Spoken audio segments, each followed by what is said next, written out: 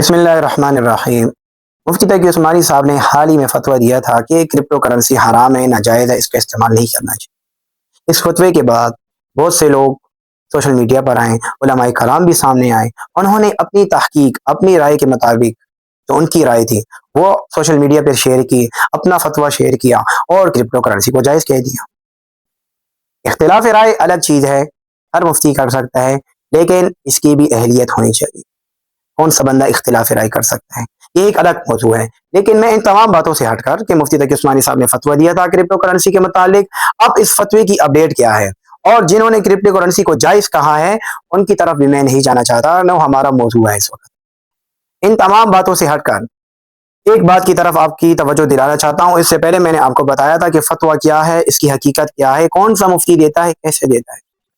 آج اسی فتوے کے متعلق ایک اور بات آپ حضرات کے سامنے پیش کرتا ہوں۔ کرپٹو کرنسی کے متعلق جو مفتی صاحب نے فتویٰ دیا تھا، اس کی اپڈیٹ کیا ہے، ایک محقق اور ماہر عالم دین اس کی نشانی کیا ہے، یہ میں آپ کو بتاتا ہوں۔ اس فتویٰ دینے کے بعد دیکھیے بلال بن ثاقب جو ورچوئل اتھارٹی کے چیئرمین ہیں، انہوں نے مفتی صاحب سے رابطہ کیا اور تفصیلی گفتگو ہوئی اور مفتی صاحب کو کہا جو آپ کا مشن ہے امت مسلمہ کو اچھی راہ بتانا، حرام سے بچانا، دھوکے سے بچانا، غرر سے بچانا، جتنی بھی چیزیں ہیں ان سب سے بچانا، اور ہمارا بھی یہی مقصد ہے کہ ہم بھی امت مسلمہ کو حرام، فراڈ، دھوکہ دہی سے بچانا چاہتے ہیں۔ تو مفتی صاحب کو کہا کہ کرپٹو کرنسی اور ڈیجیٹل جتنی بھی اثاثے ہیں ان کے پیچھے حکومتی سرپرستی ہے۔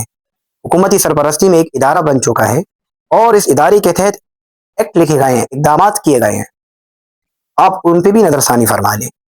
مفتی صاحب نے بڑا زبردست بہترین جواب دیا، ایک یہ محقق عالم دین کی نشانی بھی ہوتی ہے۔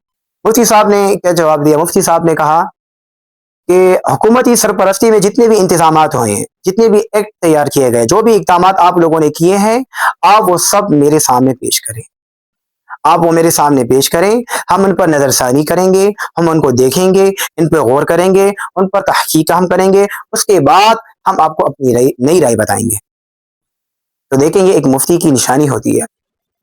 مفتی ایسا نہیں ہوتا کہ اس نے ایک فتویٰ دے دیا اب کل اس سے رجوع کر لیا۔ دیکھیں فتویٰ کب بدلتا ہے؟ جب اس حکم کی نوعیت بدل جائے، علت بدل جائے، حالات کے مطابق فتوے چینج ہوتے رہتے ہیں۔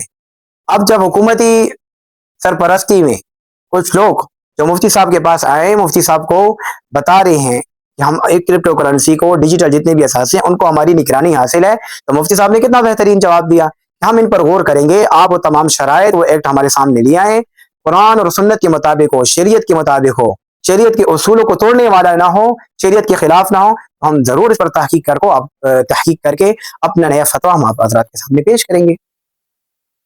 یہ ہوتی ہے ایک محقق عالم دین کی نشانی اور سمجھدار لوگوں کی نشانی۔ بلال بن ثاقب سمجھدار انسان تھا، اس نے مفتی صاحب کے پیچھے باتیں نہیں کی، نازیبہ گفتگو نہیں کی، غلط باتیں نہیں کی، علمی انداز میں مفتی صاحب سے گفتگو کی اور مفتی صاحب بھی اس گفتگو پر خوش ہوئیں اور رضامندی کا اظہار کیا کہ آپ تمام وہ شرائط ہمارے سامنے پیش کریں، ہم انشاءاللہ اپنی نئی تحقیق آپ حضرات کے سامنے پیش کریں گے۔ یہ ہوتی ہے علمی باتیں، علمی گفتگو، علم والوں کی گفتگو۔ اور جو لوگ سوشل میڈیا پر ویسی باتیں کر رہے ہیں، کبھی مفتی صاحب کو نشانہ بنا رہے ہیں، کبھی شخصیات کو نشانہ بنا رہے ہیں، کبھی کس کے پیچھے بات کر رہے ہیں اور نازیبہ گفتگو کر رہے ہیں، دیکھیں میں نے اس سے پہلے ویڈیو میں آپ کو بتایا تھا، ہر ایک فیلڈ کے اپنے ماہر ہوتے ہیں۔ ایک شخص تو یہاں تک میں نے دیکھا اس نے کہا کہ مفتی صاحب کو تو فتویٰ دینا ہی نہیں چاہیے تھا، یہ تو آئی ٹی کے شعبے کا کام ہے، آئی ٹی والے فتویٰ دیں گے۔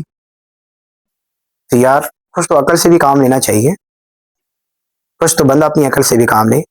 پہلے تو آپ مفتی صاحب کی شخصیت کو دیکھیں کہ مفتی صاحب کون سی شخصیت ہے، عالم اسلام میں ان کا کیا مقام ہے، ان کا علمی مقام تو آپ دیکھیں۔ اس کے بعد بہرحال ان تمام باتوں کی طرف میں نہیں جانا چاہتا، میں نے آپ کو صرف یہ بتانا تھا کہ مفتی صاحب کا اس کرپٹو کرنسی کے متعلق جو فتویٰ تھا اور اس کے بارے میں جو نئی اپڈیٹ تھی وہ آپ حضرات کے سامنے میں نے پیش کر دی، اور میں نے آپ کو یہ بھی بتا دیا کہ علم والی گفتگو کیسے کرتے ہیں اور جو محقق ماہر عالم دین ہوتی ہیں ان کا طرز کیا ہوتا ہے، ان کا دین کے متعلق اصول کیا ہوتا ہے، فتویٰ کے متعلق ان کا کیا اصول ہوتا ہے، ان کی شان کیا ہوتی ہے، یہ آپ حضرات کے سامنے میں نے پیش کر دی۔ یہی اصل لوگ ہیں، یہی ہمارے سروں کے تاج ہے اور دین کو سمجھنے والے ہیں۔ اللہ پاک ہمیں ان باتوں کی صحیح سمجھ عطا فرمائے اور اپنی رضا نصیب فرمائے، علماء کی عزت اور احترام کرنے والا بنائے۔ اللہ ہم سب سے راضی ہو۔ شکریہ، والسلام۔